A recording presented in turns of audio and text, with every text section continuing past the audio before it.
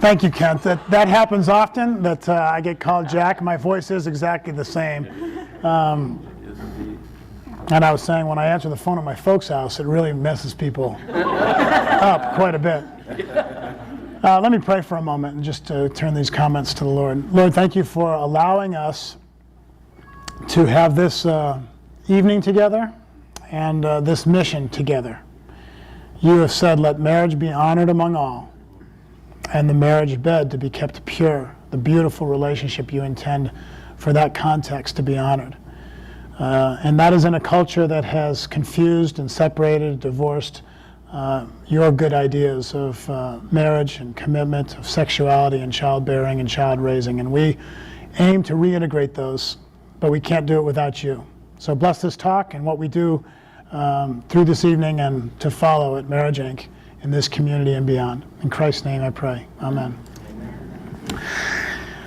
I would like to urge you to be a part of and to be encouraged by the fact that a new season for marriage is afoot.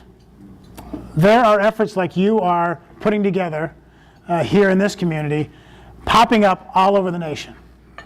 Now, at this point, it's only a cottage industry. There's a bunch of us. And we got small efforts in communities, but where in the world does change happen better than at the community level?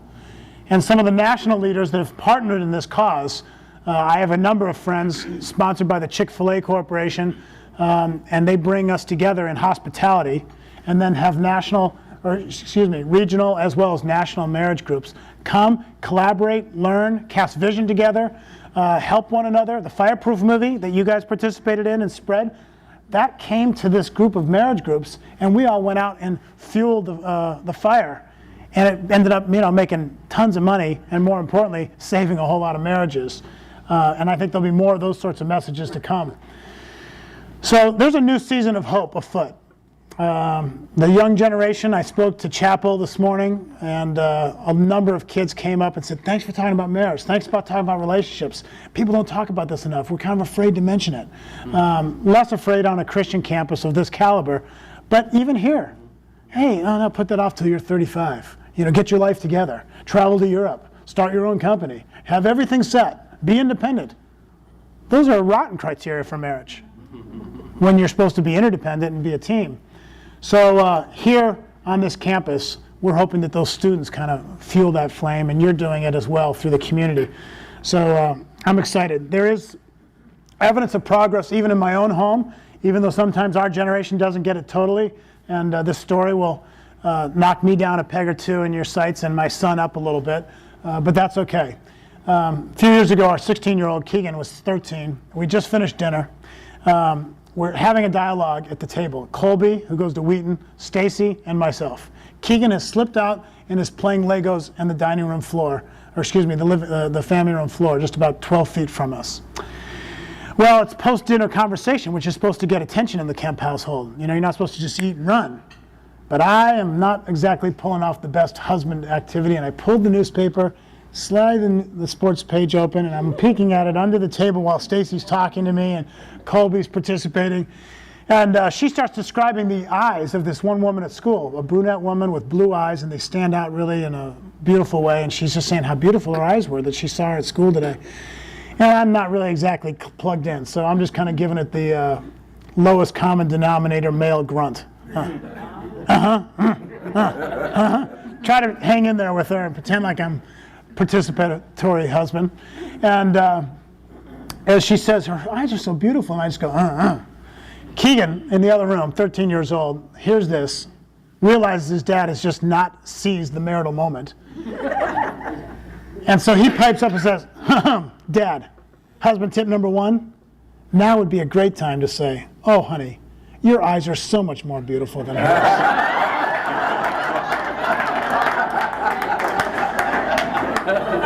So, I'm fortunate that my wife at least has enough grace after all these years to be less disappointed in her husband, who's teaching marriage classes all the time and still behaving like that, than she is encouraged that at least she's raising the next generation of great husbands. So there's hope, ladies. If you can't get us, you can get the next generation. Keegan was 5 years old one day. Stacy and I are very, very different. I told the students that today, and I have a friend named Chuck Snyder who wrote a book, Incompatibility, Grounds for a Great Marriage. That's not common knowledge today in the world of eHarmony advertisements, where you look on TV and it looks like you have to be perfectly matched to make this partnership work, and it's almost a consumer product where you plug in the perfect formula of your personalities and out spits the perfect match, and your every soul desire will be, fulfilled, and you will coast through life with a perfect match. Child's play, romance, beauty, nothing of the sort. Do I have any witnesses? This is a combat sport, marriage.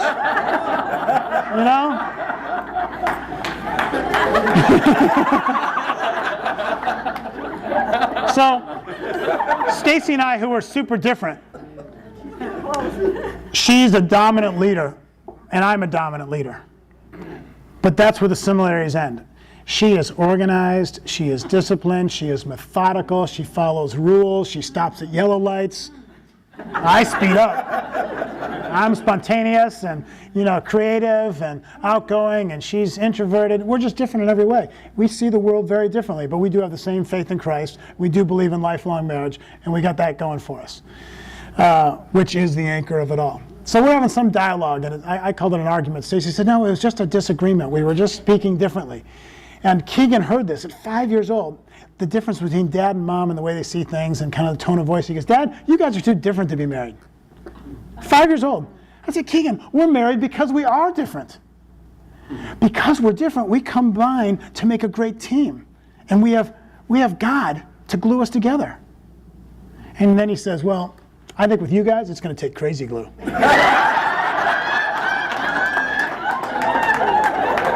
years old. The kid's astute.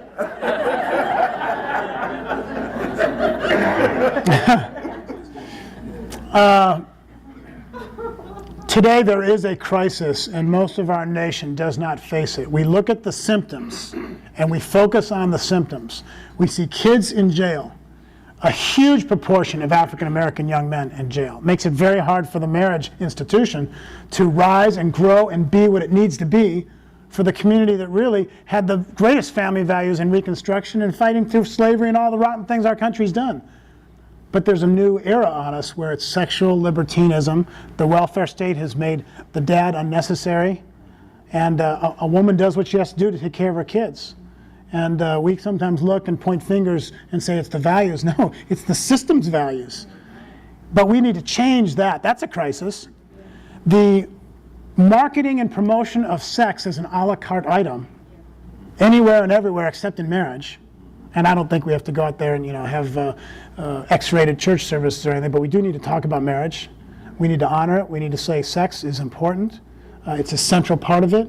You put the firewood and the logs in the fireplace, have a nice burning fire, everything's good, warm and safe. You take those logs and put them out in the living room, in the dining room, in the garage by the gas tanks, and that fire becomes very dangerous, which we can see about the number of sexually transmitted diseases that the young are getting at a rate as never before. What happens with that? The inability to have kids. What happens when you delay marriage a long, long time, and then you get married at 35 and you want to have kids? You turn on that switch and it doesn't turn on. And that's a heartache for many. And of course, we know divorce is rampant. In this county, for every 100 marriages, there are 74 divorces. And for those who marry for the first time, the divorce rates are about 42% to 43%, as best they can estimate. But if you get married a second time, it's 60%. Third time, 70%. Cohabit, and you'll break up multiple more times than anyone ever married. You'll have less satisfaction in your relationship, a much higher degree of domestic violence and abuse. And little girls are at threat when a man who isn't her mom's husband is in that home. That's right. And the pheromones, which are the chemical reactions that a man and a child have between each other, work in this way, that if a married daddy is in the home, his influence on that daughter slows her sexual maturation, so she doesn't hit puberty until a later stage. If there isn't a daddy in the home, she matures more quickly. And secondly, if there's a boyfriend or a non-married man in the home, those pheromones are almost in a negative manner, and it speeds her sexual development. Why do we have so many young girls pregnant? Well, there's not a model of marriage. There's not a dad saying, you should be treated like a woman. I'm going to model it for you. I'm going to take mommy out on a date every night. Excuse me, that'd be nice, wouldn't it? Wow. Every week, that's hard enough. You know, once a month, my wife and I get out. We like to do that. We did it every week when the kids were little. And we had a babysitter that was set.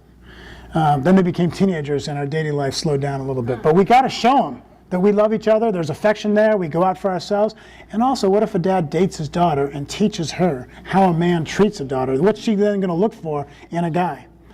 Well, the crisis I'm speaking of is this divorce culture that Kent spoke about. And today, more than that, it's the non-marriage culture. We don't need it. Kids are skeptical of it. They're romantic about it, but skeptical of it. They're afraid of it, and they want it at the same time. They don't know it's an investment item, not a consumer item. That's why, guess where the bump of divorces is highest in our culture? What year? How many years into marriage do you think the most divorces take place? 10? 5? 3? 15? 2. It was 7 years ago, a while ago, and it moved down and down to where today it is at 2 years. Talk to one of your students today who has a friend, she's heartsick because 1 month into marriage, the woman has already had an affair. 1 month into marriage. Now this crisis is behavior by adults, but who it damages in the most significant way is our kids. And they do not graduate from school at as high rates. They do not attend college at nearly as high rates. They have more emotional problems. Their alcohol and drug use is much higher. Their sexual behavior is more promiscuous and starts earlier. Which, what does that do? That undercuts the trust that sets the stage for a great future marriage. I mean, the studies are amazing. There's research on all this stuff. You could take the Bible completely out of the equation and just put social science to it, which frankly you need to do quite a bit of that in this postmodern culture, though the church ought to be teaching both. And you can find that people who have multiple sexual partners have higher divorce rates. Those who save sex for their first partner and get married to them have the greatest satisfaction and the greatest chance of staying together. Wow! Isn't that kind of what God would have taught us? But we can figure it out other ways, because as they say in worldview, all truth is God's truth. So the crisis is huge. The social outcomes are so high, and I don't need to go through more of them. Economically, I don't know if you knew this, the Institute for American Values and a few other groups, including our group, did a study that an economist in Georgia put together, and he tested how much money our government spends on poverty-related programs that are directly attributable to divorce or non-marriage, like out-of-wedlock births. So because of that, we have, temporary assistance to needy families, TANF, and we have food stamps, and we have school lunches, and we have all these medical programs and other poverty-related programs. The cost is $112 billion a year, and they said that it's probably 50% higher than that, but they wanted to underestimate it. The Brookings Institute said this was an underestimation. You were far too conservative. Brookings isn't a conservative think tank. So that's more money than we spend on the Iraq War every year because marriages aren't working. Is that not a crisis that our country should pay attention to? So I'm not going to spend much more time down here in the trouble. I'm going to move to the hope. This is the hope. I got to tell you, you may think this is small. It's just getting started. You're in your second year. This is big. You have great leadership. You have a school backing it. They're willing to be a community organization, not just the school's organization. African American and Hispanic leaders at the table today to start. Go get all your friends and put them on the leadership committee, because you have the voice into the culture that sometimes they won't let a white guy step in and do. Plus, you know the issues in your community better than anyone else, and you're the voices, you're the role models. It's a beautiful motorcycle picture. You look good riding that motorcycle, young lady. I know he bought that for you for your birthday. He is such a nice guy. So loving, tender. He's going to get you a rifle next birthday.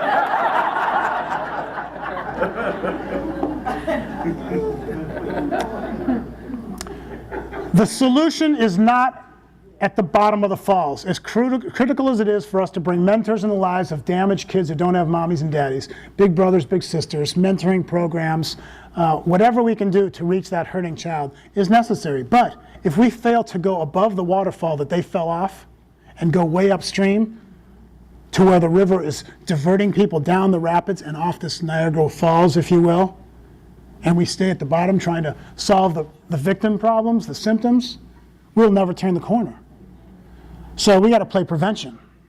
It's like the African proverb about the river where they found a baby floating down the river and a woman plucked it out of the river and was panicked and saved the child's life. And the next day there were 2, next day 5. And they kept increasing. And pretty soon all the villagers down river were having to save babies in the river. And some wise gentleman said, I think we should go upstream and find out where these babies are coming from. So that's what you're doing by re-promoting, rebranding, remarketing, and then training people in the institution of marriage, the relationship of marriage. It may be that you find relationship a more palatable language. In the business world, you can talk about relational wellness. And there are new programs coming up. You can check with John Brown University. Gary Oliver and Greg Smalley are pioneering some really great work that corporations are putting into practice, because for every dollar they spend in relational wellness, of the health of relationships of their employees to each other and to their spouse and to their children, they save between $3 and $5 in the bottom line. It's a great investment, but it's hard for anyone to get their mind around it in this tough economy where we stay focused on one quarter at a time. We need to start thinking long term, to go upstream. So that's what we're about. I say we because we're all on the same big team to stir a revival of marriage. The biblical view of this is Romans 12:21. Do not be overcome by evil, but overcome evil with good. Do not point the finger at the problem. Don't even point the finger at the people that want to redefine marriage and say, oh, they're the problem. You know, really, frankly, we let marriage slip to where it was an institution that's very hard to defend today. So the best thing to do is point the finger at ourselves and say, we're going to try to do better. None of us have a perfect marriage, but we're going to help this next generation get off to a good start. And some of your best spokespersons could be women or dads in a single parenting situation, like this woman, Rita, who encouraged me one day. She's my dental hygienist, and I was a captive audience. My mouth was open. I couldn't talk as much as I am right now, and we were talking about kids, and she talked about her son who broke his arm and couldn't play baseball that season. But he'd already joined the team. And Rita told him, as she was relaying to me, you know what, son? You joined the team hoping you get to bat and throw and run, but there was no guarantee. Now that your arm is broken and you can't practice or play in the games, I think you should stick with the team because you can at least be an encouragement. And secondly, you can develop the characteristic of commitment. And that characteristic is exactly what's going to make you a great husband someday. So this single mom just preached a marriage message better than any I've ever preached. Because she didn't disqualify herself because of the past. She said, this child matters, and I'm going to cast vision for the future, which really is what I'm hoping to encourage each of us to do through Marriage Inc. and in our own life, both through our professorship to the students at this school and definitely out into the community with billboards and events and everything else. What is it? Give them the vision. Without a vision, the people perish. Helen Keller was asked on a college campus by a student, is there anything worse than being blind? And she said, oh, it would be far worse to have your eyesight but lack vision. So the vision for marriage is what we're restoring. Healthy relationships, lifelong commitment, sex within its confines, something that's hard and takes work, something that is the ultimate of diversity, more so than what the marriage redefinition crowd can promote, which is the partnership of two sames. That's not nearly as exciting as the partnership of two opposites that have a really tough time getting along, but if they do, a new human being is born. Amen. And their mommy and daddy are automatically right there committed to them. And I am not that good a dad without my wife's partnership. There have been so many times where she said, pull me back, she says, Jeff, don't yell at him, don't discipline him. You haven't spent any time with him for 2 weeks. Why don't you take him out in the backyard and play with him? Oh, that's a good idea. I do it, and that kid's behavior turns right around because his love tank was empty. And where'd I get that idea? From my great Stronger Families experience? No, from my wife, my partner. And yeah, occasionally I give her a good idea. Every third year. We have some friends because of our sons. One young man who is from a single parent home, and he comes to our house all the time for dinner and loves hanging out there. And I kind of act like his mentor dad guy. And he loves seeing my wife in my marriage. He calls her Mama Kemp and I'm Papa Kemp. And we have a great time. But he sees our marriage, and I know that it's influential to him. It's giving him a picture of what he'll see. So we got to use hospitality as the vehicle for changing a culture. So this organization of yours can think of hospitality times. If you want to get some leaders in the media, some leaders in education, the public schools, why don't you just have some hospitality sessions where you honor them and appreciate them, bring them and give them a free meal, a nice cake like our friend's going to share with them. And in that hospitality, have a story or two told, and pretty soon they catch the vision. So hospitality wins. That's what we do with Ryan. We bring him to the home. Well, I have another friend, Danny, and his folks were, I thought, paragons of marriage in our church. They divorced 2 years ago. Danny said this: I don't think I ever want to get married. Just before it, he would have died to get married because he totally wanted to be married. But as soon as his parents divorced, he lost confidence. And the taste was soured. Well, there's a whole generation that are worried and scared, afraid of it. We need to let them know you can make it. And we don't do it by sugarcoating it and making it sound easy. They're too slick. They know that marketing today is tricking them. They want to see the authentic, real story told. So the vision is needed for Danny. It's needed for Ryan. It's needed for a lot of young teen girls who in their heart desire this, but they're not sure if they can get someone to love them. So they're going to go about it in the way the culture tells them, which is physical and sexual. And they're going to have their identity and their self-esteem stripped away.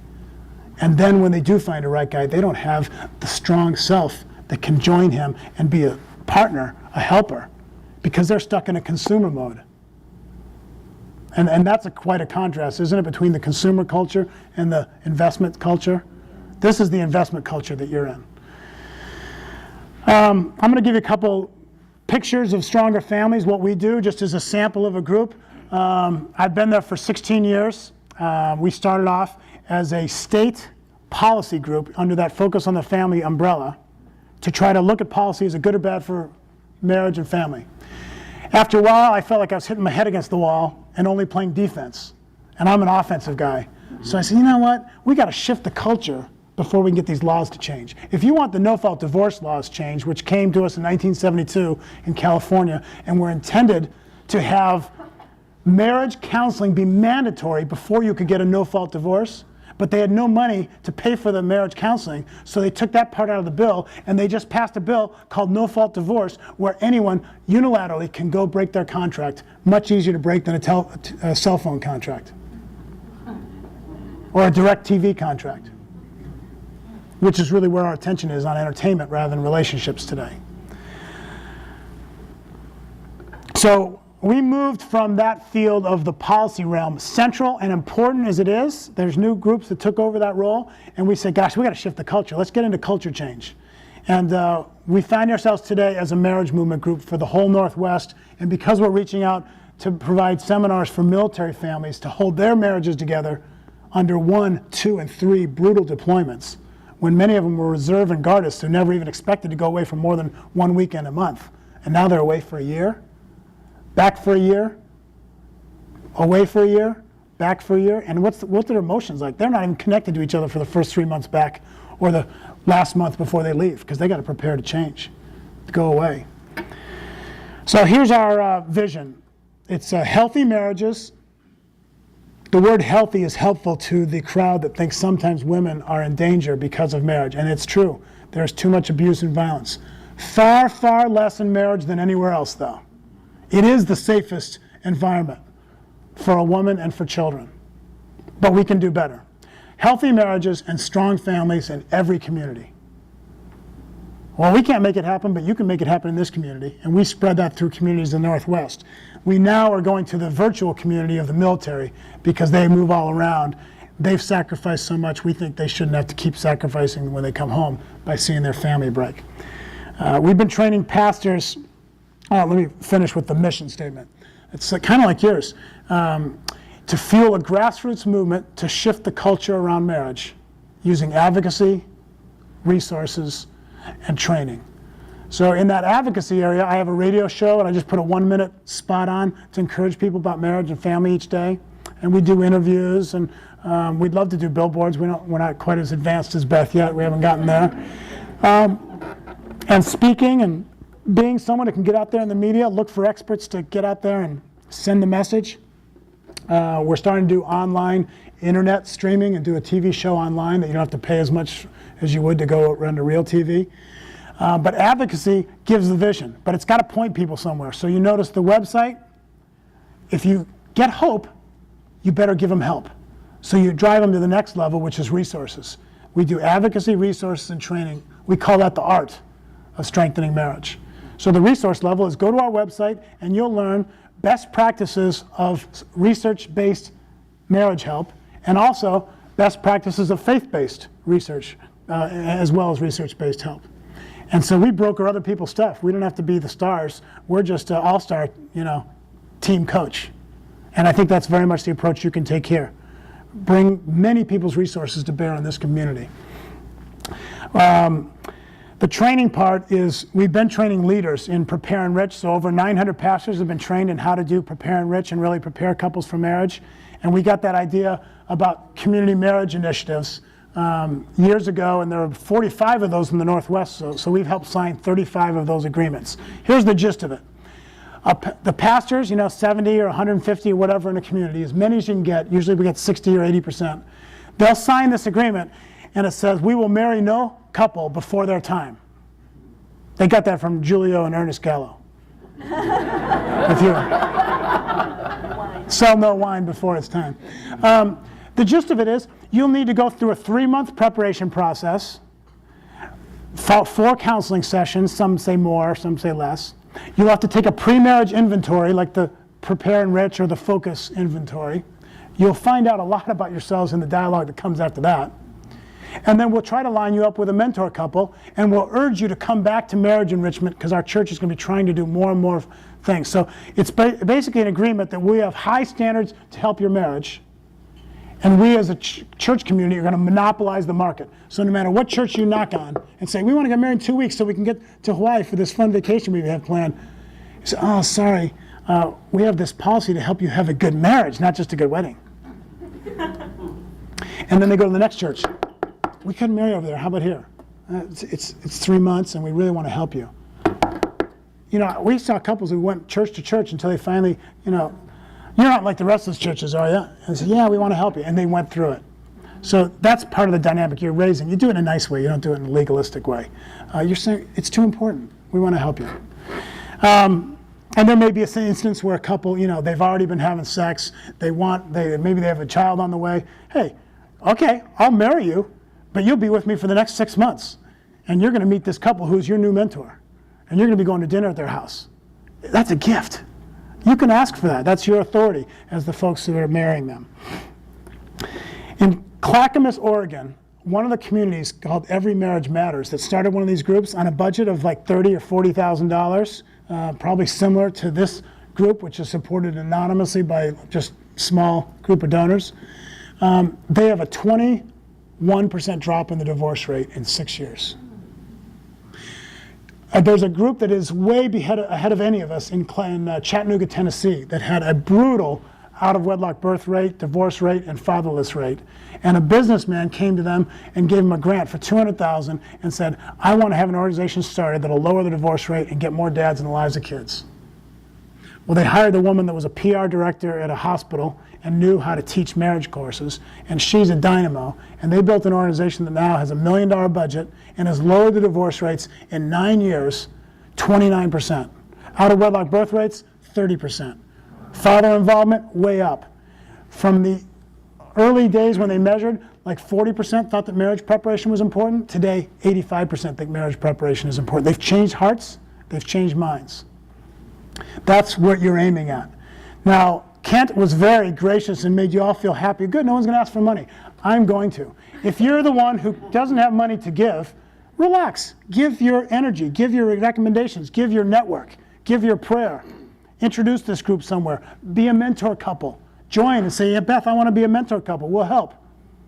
But if you've been blessed with resources, then by all means, come privately talk to Beth, and maybe you, like the other couple who helps this organization, do all the great stuff it's already done. Maybe you could partner, and it could start to leverage and multiply. Because that's a gift. To not give you the chance to do that is to take away the opportunity for a blessing.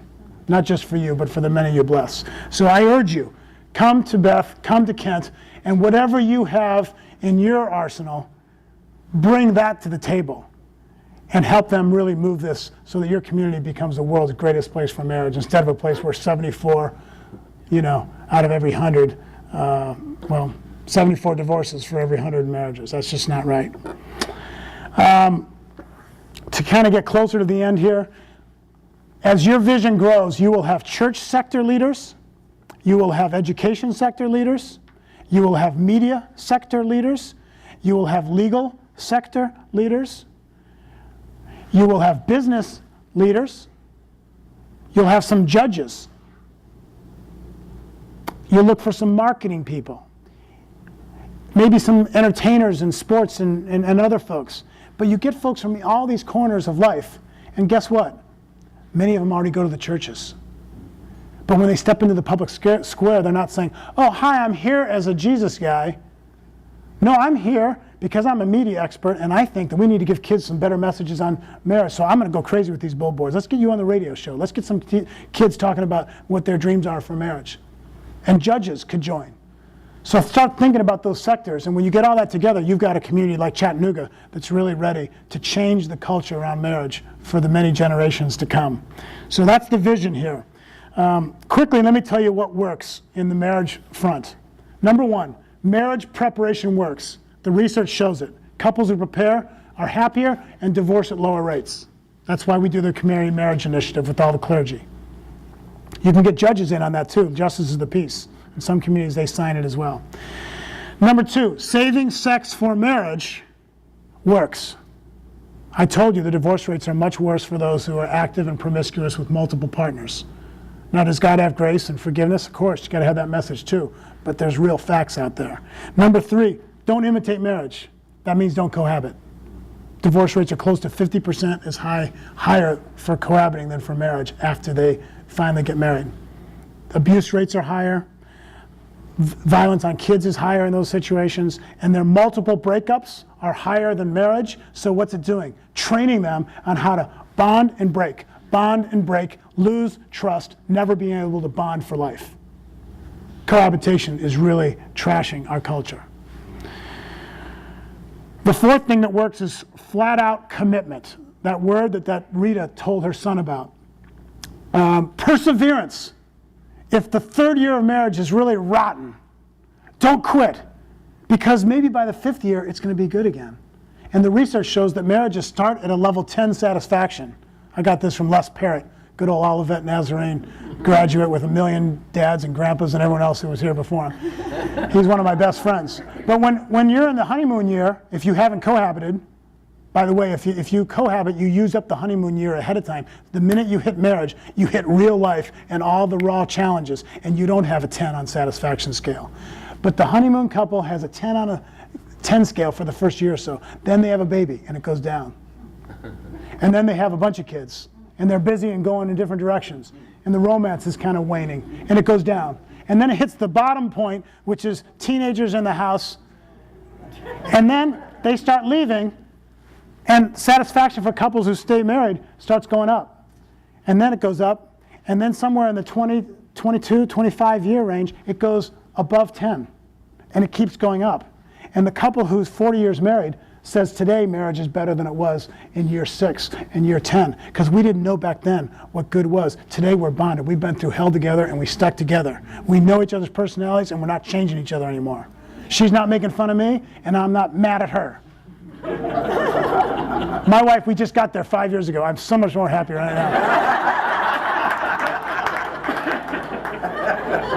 Thank you, Dr. Emerson Eggerichs, and the love and respect message.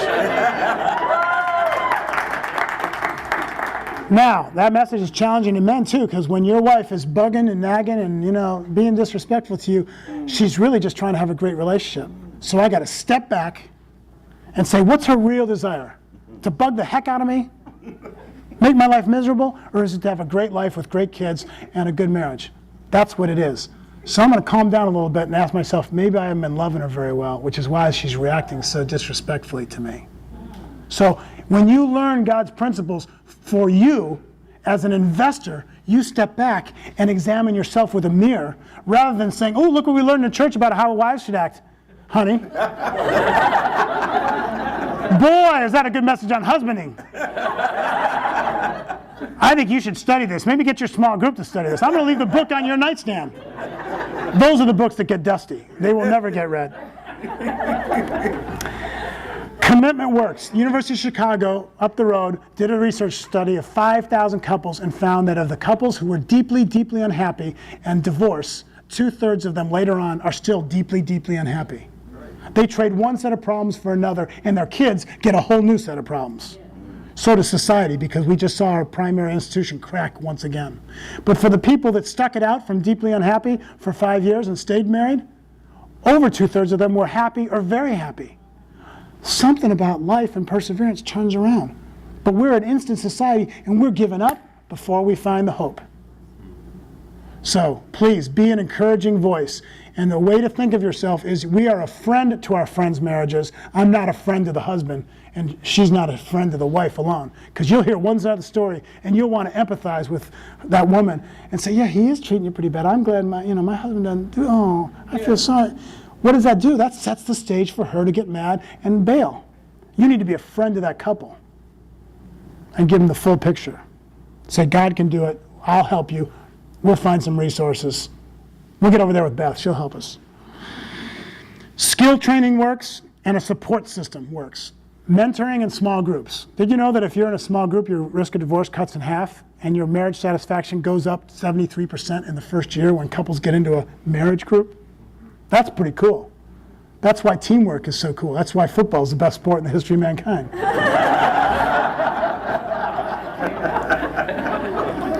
So as I wrap up, I want to honor Marriage Inc. You've got leadership and you're giving leadership. This community needs the vision. I love the branding idea. I love the billboards. I love the big celebration, 1,600 people coming. At their 50th anniversary, we ought to have a Black Marriage Day in this community, and you can call Nisa Mohammed, who runs Black Marriage Day, and another organization, and I'll give it to you. And you could have Black Marriage Day and celebrate African-American marriages in this community. You can put them on the website. You can get the young generation to say, wow, it does work for us. We can do it. You could have Hispanic Marriage Day. You can have, we don't care what color Marriage Day. Just Marriage Day. That's Marriage Week for our country is February 7th to February 14th, Valentine's Week. So think of some cool things to do that week, and Beth is already brainstorming, and we'll talk to her about that. So you got leadership, you're creating collaboration, you're doing a huge event on January 29th. You've got a community marriage initiative underway, which is going to start driving the divorce rate down. Hopefully many pastors will preach on marriage continually throughout the year. You're training mentors, and some of you should be trained and spread the word. My wife and I train mentors. You've funded with dollars some of the church counselors so couples in trouble can get free counseling or discounted counseling. That's what you're doing. That's awesome. You got billboards up there. So I think you're doing something great. And I want to finish by urging you to consider the words of Abraham Lincoln, who, when listening to a sermon during the Civil War, sat in an alcove to not interrupt the rest of the worshipers. And when the sermon was over, the pastor, being a slightly vain guy, walked up to the president in the private alcove and asked, "What did you think of the sermon, Mr. President?" Honest Abe had to tell him the truth. So he said, "Well, sir, it was well researched and very well articulated and presented, but it failed." The pastor said, "Why?" "Because you failed to dare us to do something great." People today are dying to be inspired and dying to be led, not by bossy leadership, but by humble servant leadership. If you're married, you ought to be humble, because it humbles us. It crushes our selfishness. None of us are perfect. If we tell the young generation it's work, they will respect it and want it more than if we say, "Oh, it's easy, we've been married 50 years. They need the real thing. So let's dare to do something great and give this generation the vision. My closing story is from a friend named Dave Ederer, who lost his wife to cancer. Within a year of losing her, he went back to his business executives group, 50 powerful, wealthy, secular for the most part, Seattle leaders. They meet every week, and a different guy gets to tell his life story and what's going on with his business, and the group supports him. It's a great idea. Dave comes back, and the week he comes back, after his wife has died, he brings 50 roses, 50 boxes of Frangos chocolates, and 50 note cards, blank. And he tells about his amazing wife, the love they had, the awesome partner she was, and how he now realizes even more than before what a treasure his wife was. He said, some of you are married and you don't know that you really like your wife that much. It's not going that well. Let me tell you this. Your wife is a treasure. The better you treat her, the better she'll behave. The more she'll shine, the better your marriage will be. So here's my encouragement. Take this rose, take this card, write your wife a love note and tell her why you love her and why you thank her. And take this box of chocolates. And don't go back to work. Go straight home and give it to her. And if you can't do that for any reason, write me an email and give me your excuse. This man was daring to do something great and asking these men to do something simple but great for their life. He gets a letter 2 days later in the mail from a man, high-powered executive, who said when he got home and gave his wife the rose, the box, and the cards, her bags were packed to leave him. And it sent the message to her that he does care, he does want to turn the corner, and their marriage is saved. If you save one marriage, Marriage Inc. has won. But I think you're going to save 200, 2,000, and hopefully change a culture. So in that sense, God bless you. Let's all do something great in the name of the Lord.